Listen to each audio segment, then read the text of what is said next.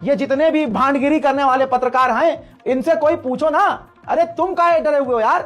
तुम इन सुअरों से पूछो। सारी दुनिया को दिख गया है कि हिंदुत्व एक आतंकवाद है, भगवा आतंकवाद है। ये हिंदू संगठन खुद ही बोल चुके हैं।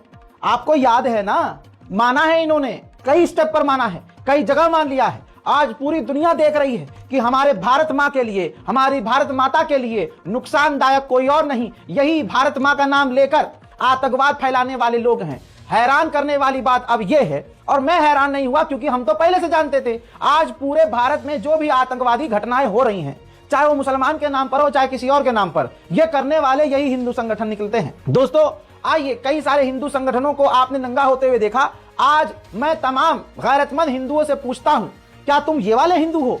हजरत आज नरसिंहा लंड सरस्वती ने खुल्लम खुल्ला एक्सेप्ट किया है और ऐलान किया है। अब तक ये हथियार बांट रहे थे, इसने कहा है कि अब हमें हिंदुओं को विस्फोटक बनाना होगा, आत्मघाती। जी हां, आत्मघाती हमलावर। दोस्तों तालिबान को भूल जाइए, दोस्तों आईएसआईएस संगठन को भूल जाइए, और दोस्तों हमारी बेगैरत एजेंसियों को देखिए। हमारी जो इन्वेस्टिगेशन टीम है, सीबीआई है, क्राइम ब्रांच है, स्पेशल सेल है, सब नाले में बह गए और यह ऐलान कर रहा है खुल्लम खुल्ला के हथियारों से, तलवारों से कुछ नहीं होगा। हिंदुओं के पास हथियार भरे पड़े हैं और हिंदुओं को इन्हीं हिंदू संगठन ने तलवार बांटी है, बेची है, दबा के खूब बिजनेस किया है बढ़िया वाला। और उसके बाद अब ये कह रहे हैं कि इन हथियारों से कुछ नहीं होगा, हिंदुओं को आत्मघाती होना पड़ेगा। इससे पहले नरसिंहा लंड सरस्वती का बयान सुनाऊं, पहले करनी सेना से शुरुआत करते हैं कि करनी सेना ने तो माइक में खुल्लम खुल्ला, देखिए किसी गोदी मीडिया ने, कि करनी सेना ने कहा कि हमें तो सरकार चाहिए, हमें तो चाहे दिल्ली में बम धमाका करना पड़े। बयान भूल गए क्या? भूलने नहीं दूंगा, भूलने नहीं दूंगा। सुनिए, आज हरदा हृदय नगरी हरदा में जो अंजन आंदोलन खड़ा किया है, सभी के सहयोग से हिंदू महासभा का प्रदेश अध्यक्ष विद्यार्थी परिषद होने के नाते, वीर जवानों उठो, अब वो समय आ गया है कि हमें हमारे हक की लड़ाई लड़ना है। हमें तो किसी भी हालत में हमारी सरकार बनाना है, चाहे रुपए का ढेर लगाना पड़े या किसी को मारना पड़े, चाहे दिल्ली में बम कांड करना पड़े, हमें हमारी सरकार बनाना है।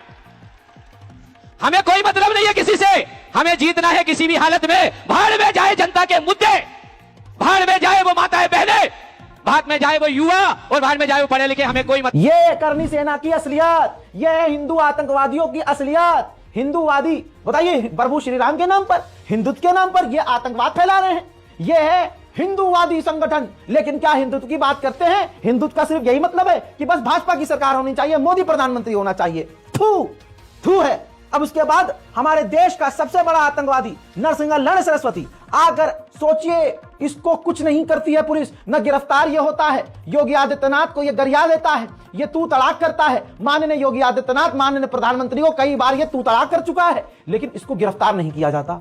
योगी आदित्यनाथ जी का सीधा डायरेक्ट हाथ इनके ऊपर लगता है। खुद कहता है कि भाई मैं तो उत्तर प्रदेश में रहता हूं, है किसी में दम तो कुछ करके दिखाए, और तमाम ये काम गैर कानूनी करता है।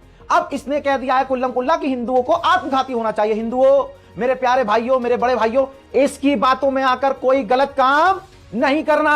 भाई ये तो हिंदुत्व के नाम पर खूब डबल फंड लेते हैं, बढ़िया मौज करते हैं, बाबा बनकर, सामने तो बाबा है, पीछे अय्याशी करते हैं। तुमको क्या पता? एक एक चीज क्लियर करूंगा मुन्ना, एक एक चीज।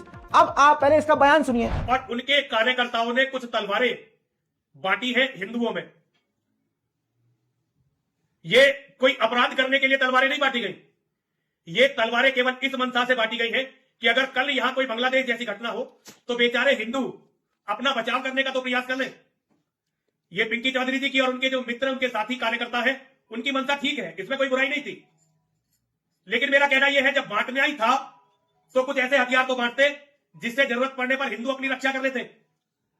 और पिंकी चौधरी जी के साथ हूं, हिंदू हृदय सम्राट पिंकी चौधरी जी और उनके कार्यकर्ताओं ने कुछ तलवारें बांटी है हिंदुओं में। ये कोई अपराध करने के लिए तलवारें नहीं बांटी गई। ये कोई अपराध करने के लिए तलवारें नहीं बांटी गई। हाँ, अपराध करने के लिए नहीं, इनके पिछवाड़े के छल्ले साफ करने के लिए तलवार से, उसके लिए, हाँ, कुरेदने के लिए, गंदगी निकालने के लिए, क्योंकि हक के धोते नहीं है ना, तो लहने चिपक जाते हैं, तो तलवार से इनका पिछवाड़ा साफ करने के लिए हथियार बांटे हैं उसने। अपराध करने के लिए थोड़ी ना। हाँ, ऐसे कैसे? ना ना ना ना। हाँ, नरसिंहा लंड सरस्वती कह रहा है कि पिंकी चौधरी ये वाले हथियार जो उसके पास हैं भरे हुए, वो बांटता। भाई देश का कानून गया तेल लेने।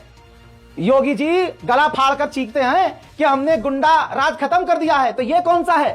ये कौन सा राज है भाई साहब? योगी जी को दिख नहीं रहा है, आंखों में तकलीफ हो रही है योगी जी। आंखें खोल के देखिए आपके नाक के नीचे क्या हो रहा है।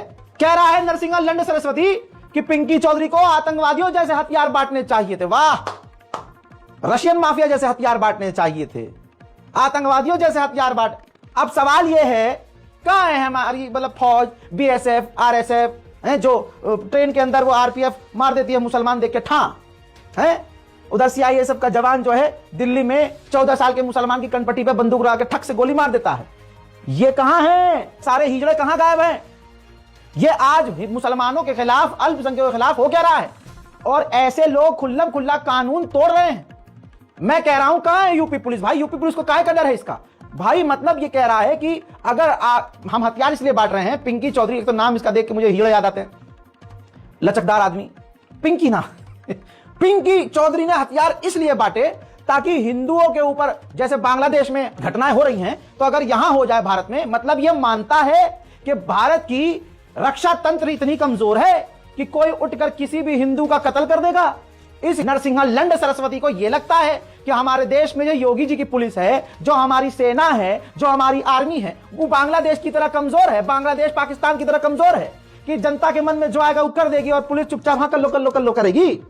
ये तो भाई साहब इसने हमारी देश की इंटरनल सिक्योरिटी पर सवाल खड़े कर दिए कि कल को अगर मुसलमानों ने हिंदुओं के ऊपर, अरे यहां तो तुम हमला कर रहे हो भाई, बहुसंख्यक यहां तुम हो। इसका तो मैं क्या कहूं, इस उल्टी खोपड़ी, इस कलुए का बेसिक कॉन्सेप्ट क्लियर नहीं है कि वहां बहुसंख्यक मुसलमान हैं, यहां बहुसंख्यक तुम हो।